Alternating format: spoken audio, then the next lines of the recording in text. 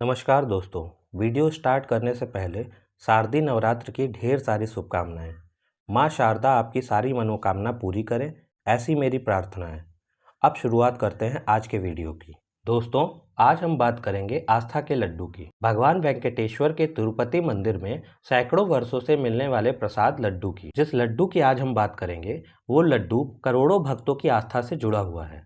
ऐसे लड्डू पर कैसे एक पार्टी की मुखिया ने आरोप लगा दिया कि ये भगवान वेंकटेश्वर को लगाने वाले भोग में जानवरों की चर्बी मिली हुई है, और कैसे इस रिपोर्ट ने पूरे देश में बसे करोड़ों हिंदू भाइयों और बहनों की आस्था पर एक संशय बना दिया। और क्या वो जानवर की चर्बी वाली रिपोर्ट सच है या मीडिया में खेला गया एक राजनीतिक स्टंट मात्र है?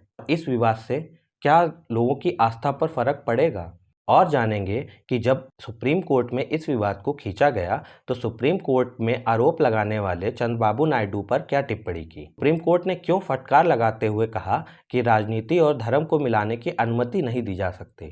तो ऐसे तमाम मुद्दों पे आज हम विस्तार से बात करेंगे। नमस्कार दोस्तों, मेरा नाम है अंकित और आपका स्वागत है स्टडी विद अंकित में। आंध्र प्रदेश में स्थित तिरुमाला तिरुपति मंदिर में श्री वेंकटेश्वर भगवान का निवास स्थान सैकड़ों वर्षों से एक धार्मिक स्थल है। यहाँ लाखों करोड़ों भक्त हर साल आकर भगवान के दर्शन करने आते हैं। ये मंदिर दुनिया में मोस्ट विजिटेड मंदिर है और इस पवित्र मंदिर को दुनिया का रिचेस्ट रिलीजियस साइट भी माना जाता है। मंदिर में हर रोज तिरुपति मंदिर में भगवान वेंकटेश्वर को लड्डू का भोग लगाया जाता है और भक्तों को इस भोग लगाए गए लड्डू से एक लड्डू दिया जाता है और फिर भक्त लड्डू खरीद कर उस लड्डू को मिक्स करके अपने दोस्तों और रिश्तेदारों में बांटते हैं, ठीक गंगा जल की ही तरह। कहा जाता है लड्डू चढ़ाने की ये प्रथा लगभग 300 सालों से चली आ रही है और लगभग 3 लाख किलो लड्डू रोज इस मंदिर में बनाए जाते हैं और प्रसाद के रूप में वितरित किए जाते हैं।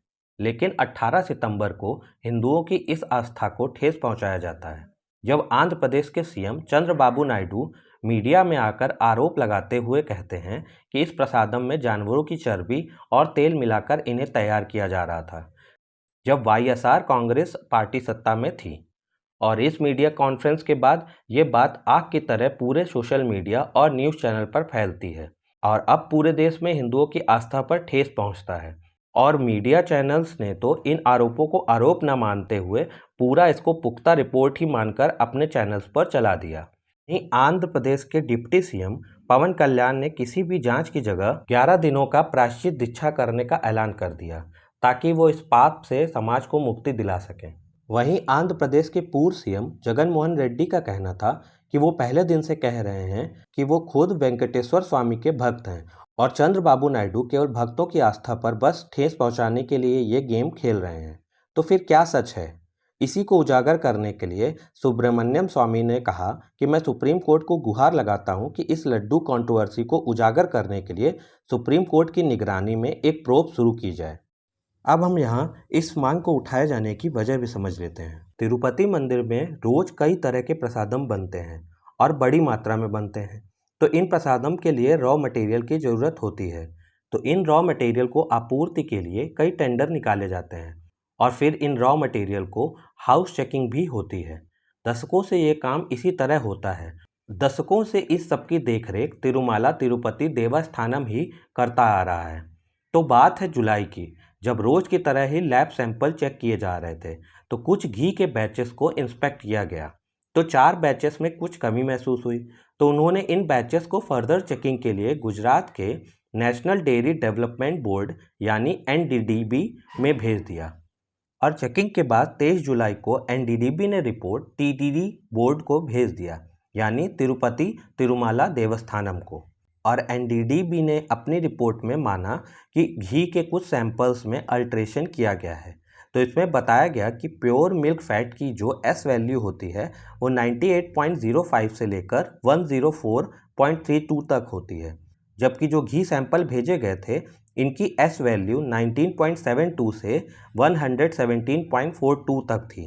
तो इस घी में कुछ मिलावट की गई थी और इस रिपोर्ट में ये कहा गया कि ये मिलावट कई तरह की हो सकती है। इसमें soybean, sunflower oil, palm oil भी हो सकता है या जो चलाया जा रहा है न्यूज़ चैनल पर एनिमल चर्बी भी हो सकती है, लेकिन ये कहीं कंफर्म नहीं किया गया था। यही 23 जुलाई वाली रिपोर्ट चंद्रबाबू नायडू बिना किसी फर्दर लैब टेस्ट के 18 सितंबर को देश के सामने रख देते हैं। करोड़ों भक्तों की भावनाएं इससे आहत होती हैं, पर यहाँ सोचने की बात यह है कि सीएम चाहते तो लैब टेस्ट कराकर फिर इस रिपोर्ट को पब्लिश करते, ताकि भक्तों को संशय की जगह रियल ट्रूथ पता चलता। बात करते हैं कम रेट पर घी उपलब्ध कराने वाली कंपनी की, जिस वजह से इन आरोपों को पुख्ता समझा जाने लगा। तो इस कंपनी का नाम है AR डेयरी और ये कंपनी डिंडीगुल तमिलनाडु में स्थित कंपनी है। इसे भी टेंडर के माध्यम से ही मार्च 2024 से घी उपलब्ध कराने का काम मिल गया और इस कंपनी ने 320 रुपये पर केजी के हिसाब से घी उपलब्ध कराने का प्रॉमिस किया था। तो यहाँ सबसे बड़ा आरोप ये उठता है कि कोई कंपनी चाहे कितना भी बल्क ऑर्डर ले, पर वो इस प्राइस पर घी उपलब्ध कराना इम्पॉसिबल है। कम से कम 400 रुपये पर केजी के हिसाब से ही अच्छी क्वालिटी का घी उपलब्ध कराया जा सकता है। तो इतने कम प्राइस में कैसे AR डेयरी मंदिर प्रशासन को इतना घी प्रोवाइड करा रहा था। तो अब बात कर लेते हैं कि क्या ये पहला केस है जिसमें मंदिर में पहली बार मिलावट की कोई सूचना बाहर आई हो। तो ये ऐसा पहला केस नहीं है। TTD के पास मिलावट के पहले केस कई बार आए हैं। TTD ने 2014 से 2019 के बीच 14 से 15 बार कई सैंपल के बैचेस को रिजेक्ट किया था। तो ये पहला मामला बिल्कुल भी नहीं बनता है। इस मामले पर TTD के एग्जीक्यूटिव ऑफिसर श्याममाला राव का कहना था कि रिपोर्ट में कुछ अल्ट्रेशन की बात आई थी, पर इसमें वेजिटेबल फैट की बात भी सामने आई थी, पर पता नहीं कहां से बिना साइंटिफिक प्रूफ के एनिमल फैट की बात सामने आ गई है। तो इन सब डिस्कशन से एक बात तो क्लियर होती है, तो पूरा जो लड्डू कंट्रोवर्सी है ये आस्था का विषय नहीं बल्कि पॉलिटिकल विषय बनता जा रहा था। सब लोग एक दूसरे की तरफ उंगली उठा रहे थे ताकि उनको कहीं ना कहीं से मदद मिल सके। अब आखिर में बात करते हैं सुप्रीम कोर्ट में हुई सुनवाई की। तो इस सुनवाई में आंध्र प्रदेश सरकार और चंद्रबाबू नायडू बुरी तरह से घिरे हुए नजर आए। सुप्रीम कोर्ट ने पूछा, क्या आपके पास कोई आधार है जो आप इस नतीजे पर पहुंचे कि लड्डू में दूषित घी का इस्तेमाल हुआ है। इसके बाद सुप्रीम कोर्ट ने दो प्रमुख निष्कर्ष भी दिए। पहला निष्कर्ष देते हुए कोर्ट ने कहा कि इस बात का कोई सबूत नहीं मिला कि लैब टेस्ट के लिए जिस घी के सैंपल लिए गए थे उसी घी का इस्तेमाल प्रसादम बनाने में हुआ था।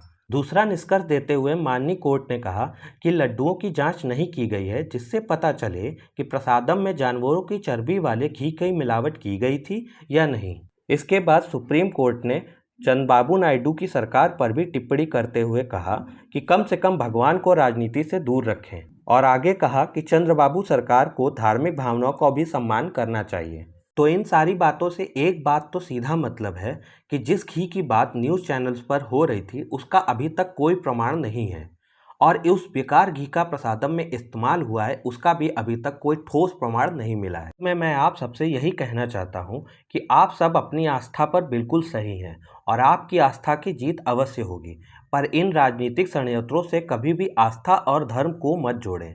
ये सब इसलिए ही किए जाते हैं ताकि आप अपनी आस्था पर शक कर सकें और आज की इस फास्ट दुनिया में सत्य की जगह सनसनी पहले परोस दी जाए ताकि आप सब इन सनसनी में दबे रहें और सत्य जानने का कोई रास्ता ही आपके पास ना बचे। और उन मीडिया पर भी विश्वास न करें जो अपनी रिपोर्टिंग में इन आरोपों की जांच और पड़ताल तो छोड़िए बल्कि पुष्टि करने में व्यस्त था कि आरोप बिल्कुल सत्य हैं। और अंत में मैं यहाँ धन्यवाद करूँगा सुब्रमण्यम स्वामी का और माननीय सुप्रीम कोर्ट का और तमाम उन भक्तजनों का जिन्होंने ये सब देखने के बाद भी अपनी आस्था पर एक रत्ती शक नहीं किया। धन्यवाद। वीडियो अगर आपको अच्छी लगी हो तो लाइक ज़रूर करिएगा और अपने दोस्तों और परिजनों के साथ शेयर जरूर करिएगा। ऐसी और इन्फॉर्मेटिव और डेली अपडेट के लिए मेरे चैनल को सब्सक्राइब कर लीजिए। मैं आपके लिए ऐसे ही कंटेंट प्रोवाइड कराता रहूँगा।